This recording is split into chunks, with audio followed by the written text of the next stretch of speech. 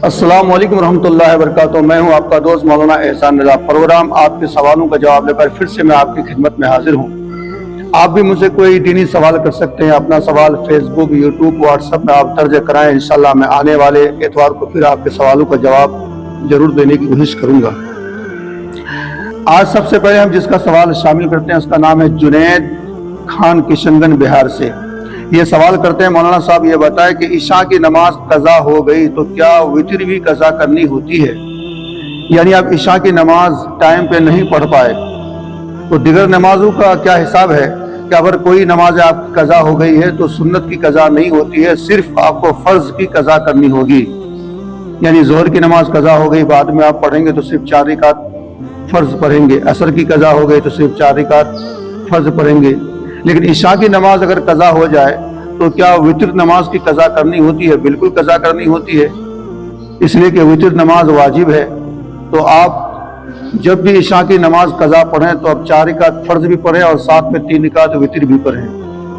मोहम्मद फिरोज आलम गुलबर्गा, कर्नाटक से ये सवाल करते हैं, मौलाना साहब ये बताइए कि मैं मगरिब की नमाज पढ़ने के लिए मस्जिद में पहुंचा, 2 रकात नमाज मेरी छूट गई। यानी इमाम साहब 2 रकात नमाज पढ़ चुके थे, मुझे तीसरी रकात मिली है। तो इमाम साहब के सलाम पढ़ने के बाद जब मैं खड़ा होऊंगा तो मुझे कितनी रकत में सूरा मिलाना पड़ेगा? जनाब फिरोज भाई, इमाम साहब के सलाम फिरने के बाद ये 2 रकात नमाज पढ़ेंगे तो दोनों रकातों में आपको सूरे फातिहा के बाद सूरा मिलाना पड़ेगा।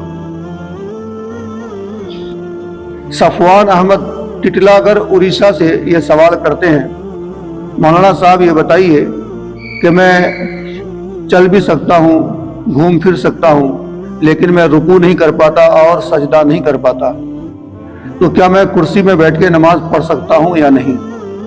जनाब सफवान साहब, आप खड़े भी हो सकते हैं, चल भी सकते हैं, घूम फिर भी सकते हैं। नमाज के 7 फ़राइज़ हैं, क़याम, क़िरात, रुकू, सजदा, कायद आखिरा और खुरूज गुस्ना यानी सलाम फिरना दोनों तरफ। तो इसमें जो पहला फर्ज है क़याम, यानी खड़े होकर नमाज पढ़ना। आप ऐसी आम हालात में खड़े भी हो सकते हैं, चल फिर भी सकते हैं। तो आपके लिए ये फर्ज है कि आप नमाज जब शुरू करेंगे तो खड़े होकर के शुरू करेंगे, खड़े होकर के क़िरात भी सुनेंगे। लेकिन जब रुकू की बात आएगी, सजदे की बात आएगी, तो आप कुर्सी में बैठ जाएं, रुकू और सजदा आप इशारे से करें, इसलिए कि आप रुकू कर नहीं सकते, सजदा कर नहीं सकते, आपको दिक्कत है, आपको तकलीफ है। लेकिन खड़े होने में तो दिक्कत नहीं है। लिहाजा आप जो कुर्सी पे बैठ के नमाज पढ़ना चाहते हैं तो खड़े होकर के आप नियत भी मानेंगे, खड़े होकर के आप क़िरात भी करेंगे, लेकिन रुकू सजदा को कुर्सी में बैठ कर के आप इशारे से करेंगे। अगर आप ऐसा नहीं करते हैं तो आपकी नमाज नहीं होती है। शाजिया खान किशनगंज से ये सवाल करती हैं कि मौलाना साहब ये बताइए कि एग्ज़ाम में अच्छा नंबर लाने के लिए क्या करना चाहिए? तो एग्ज़ाम में अच्छा नंबर लाने के लिए आपको खूब से खूब मेहनत करनी चाहिए, खूब से खूब पढ़ाई करनी चाहिए। आप मेहनत करोगे तो एग्ज़ाम में अच्छा नंबर आएगा, अच्छी पढ़ाई करोगे तो एग्ज़ाम में अच्छा नंबर आएगा। लेकिन आप ये चाहते हैं कि कोई वजीफ़ा आप बता दें, तो मैं वजीफ़ा तो आपको नहीं बताऊंगा, एक आपको मैं अमल बता देता हूँ, इंशाअल्लाह एग्ज़ाम में आपको ज़्यादा से ज़्यादा नंबर मिलेगा। वो अमल ये है कि जब भी आप एग्ज़ाम हॉल में एग्ज़ाम देने के लिए चले जाएं, पहुँच जाएं, तो आपको करना क्या है कि जब आप अपनी टेबल में कुर्सी पर बैठते हैं, जब आप अपनी कुर्सी पर बैठते हैं तो बैठकर लिखने से पहले आपको क्या करना है? बोलना है क़ाफ, हा, या, ऐन, स्वाद। ये 5 उंगली बन गई,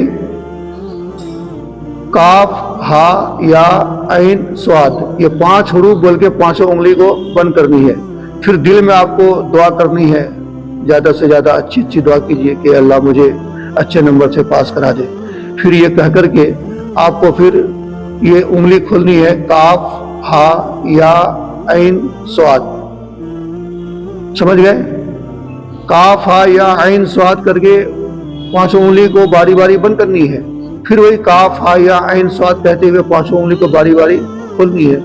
बस ये अमल कीजिए और एग्ज़ाम शुरू कीजिए, इंशाअल्लाह आपको अच्छा से अच्छा नंबर मिलेगा। इरफान खान मोहिद्दीनपुर किशनगंज से ये सवाल करते हैं, मौलाना साहब ये बताइए कि मेरी बहुत सारी नमाजें कज़ा हो गई है मैं उसको पढ़ना चाहूँ तो किस तरह से पढ़ूँ। जनाब इरफान खान साहब, मान लो कि आपकी उम्र 20 साल है और आप पर जो नमाज फर्ज हुई थी वो उम्र होती है 12 साल। 12 साल से हर मुसलमान लड़का लड़की पर नमाज फर्ज हो जाती है। आप 20 बरस से नमाज पढ़ना शुरू किए, तो ये जो 8 बरस की नमाज आपकी कज़ा हुई है, तो आपको करना क्या होगा कि 8 बरस की नमाजें आपको कज़ा करनी होगी।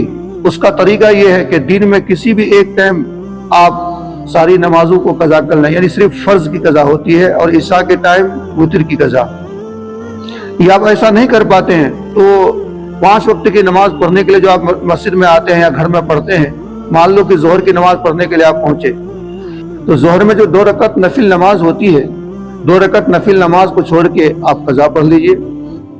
असर में आप नमाज पढ़ने के लिए आते हैं तो असर की 4 रकात सुन्नत छोड़ दीजिए, आप कज़ा पढ़ लीजिए। इशा की नमाज पढ़ने के लिए आते हैं, आप 2 रकत या 4 रकात नफिल पढ़ते हैं, उन नफिलों को छोड़ के आप कज़ा पढ़ लीजिए। उसी तरह फजर की नमाज पढ़ने के लिए आते हैं तो फजर के टाइम में आप सुन्नत पढ़ने के बाद या सुन्नत से पहले आप कज़ा पढ़ लीजिए, लेकिन सुन्नत नमाज आपको फजर की पढ़नी पड़ेगी। तो इस तरह से भी कर सकते हैं, या दिन में किसी एक टाइम 5 नमाज की कज़ा आप कर सकते हैं। उसकी नियत क्या होगी, आपने ये सवाल तो नहीं किया, लेकिन मैं आपको नियत बता देता हूँ कि कज़ा की नियत किस तरह से करनी है। तो कज़ा की नियत इस तरह से करनी है कि जब भी आप मुसल्ले पे खड़े होंगे तो खड़े होकर के ये कहेंगे कि नियत की मैंने 4 रकात नमाज ज़ोहर कज़ा जो सबसे पहले मेरे ऊपर बाकी है, वास्ते अल्लाह की मेरा काबा शरीफ की तरफ अल्लाह अकबर। और किताबों में आया, उलमा फरमाते हैं कि कोई भी शख्स अगर पूरी ज़िंदगी की नमाज कज़ा करने का इरादा कर लेता है और पढ़ना शुरू कर देता है और वो अपनी ज़िंदगी में मुकम्मल कज़ा नहीं भी कर पाता है, तो अल्लाह तबारक व तआला उसकी ज़रूर मग़फ़िरत फरमाएगा, इसलिए कि उन्होंने कज़ा करने की नीयत कर ली थी। एक सवाल कज़ा के मुतालिक बहुत सारे लोगों के जहन में आता है, अक्सर लोग सवाल करते हैं कि कज़ा नमाज की तकबीर कही जाती है कि नहीं। तो आप अगर मस्जिद में कज़ा नमाज पढ़ेंगे तो आपको तकबीर नहीं कहनी है, और अगर घर में आप कज़ा नमाज पढ़ेंगे तो आपको तकबीर कहनी होगी। आप भी चाहे तो हमसे कोई दीनी सवाल कर सकते हैं। अपना सवाल फेसबुक, यूट्यूब, व्हाट्सएप में दर्ज कराएं। इंशाल्लाह मैं आने वाले हफ्ते को आपके सवालों का जवाब जरूर दूंगा। आज के लिए इतना ही। दीजिए अपने दोस्त मौलाना एहसान को इजाजत। अस्सलामु अलैकुम रहमतुल्लाहि व बरकातहू।